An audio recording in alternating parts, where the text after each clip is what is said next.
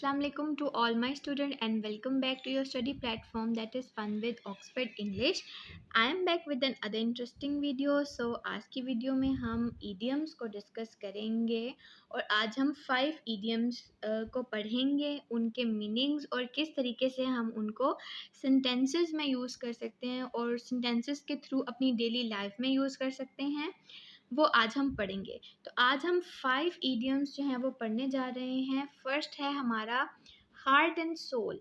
Heart and soul means with complete sincerity, मुकम्मल संजीदगी के साथ, यानी कि फुल अटेंशन के साथ। ठीक है, चलें इसको हम सेंटेंस में किस तरीके से यूज़ कर सकते हैं। हर इडियम के लिए मैंने दो दो सेंटेंसेस बनाए हैं ताकि आपको डिफरेंट सिचुएशन में उनको यूज़ करना आ सके। ठीक है, he put his heart and soul into the job. उसने अपनी पूरी सिंसियरिटी अपनी जॉब में, अपने काम में लगा दी।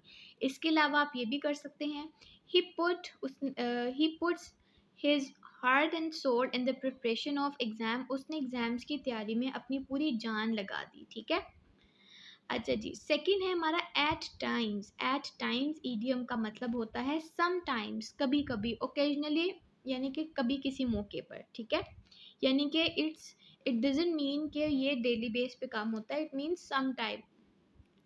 आई have to work late at times, यानी मुझे कभी कभी देर तक काम करना पड़ता है। ठीक है, या फिर आप कर सकते हैं the student make a noise during break at times, के स्टूडेंट कभी कभी जो है वो ब्रेक में बहुत ज़्यादा शोर पैदा करते हैं। ठीक है, चलें थर्ड है हमारा idiom apple of eye. Apple of eye का मतलब है अ पर्सन और a thing that someone loves.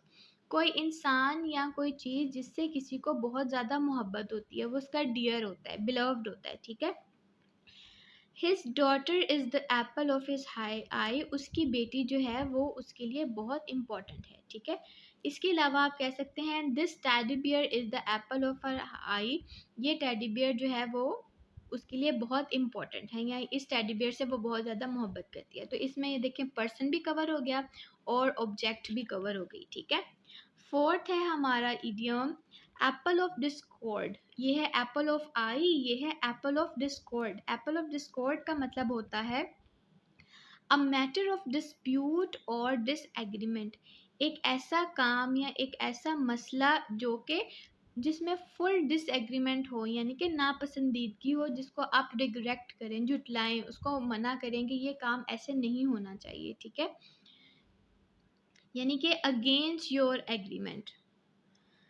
It's now an apple of discord. अब ये जो है ये एक मसला बन गया है। ठीक है, और his decision is an apple of Discord, कि उसका फैसला जो है वो बिल्कुल डिसएग्री है, हम उससे डिसएग्री करते हैं। ठीक है, बेसिकली ये जो इडियम है ये ज़्यादातर किसी मैटर, किसी सिचुएशन, डिसीजन से रिलेटेड है। यानी कि जब आप किसी के कोई फ़ैसले से इनकार करते हैं, आप राज़ी नहीं होते उस फ़ैसले पर, तो तब ये इडियम जो है वो इसमें यूज़ होता है। ठीक है, आज का हमारा लास्ट इडियम जो है वो है bed of roses. Bed of roses का मतलब होता है कंफर्टेबल, आरामदेह, पुरसुकून, favourable condition.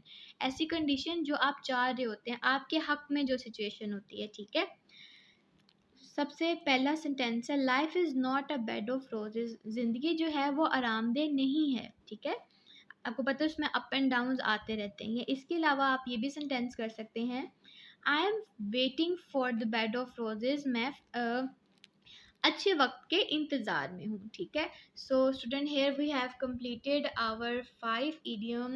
First one was heart and soul, at times, apple of eye, apple of discord and bed of roses. I hope आपको इन 5 idioms की समझ आ गई होगी। इसके मीनिंग्स को अच्छे तरीके से अपने दिमाग में फिट कर लें ताकि आप इनको अपनी डेली लाइफ में यूज़ कर सकें।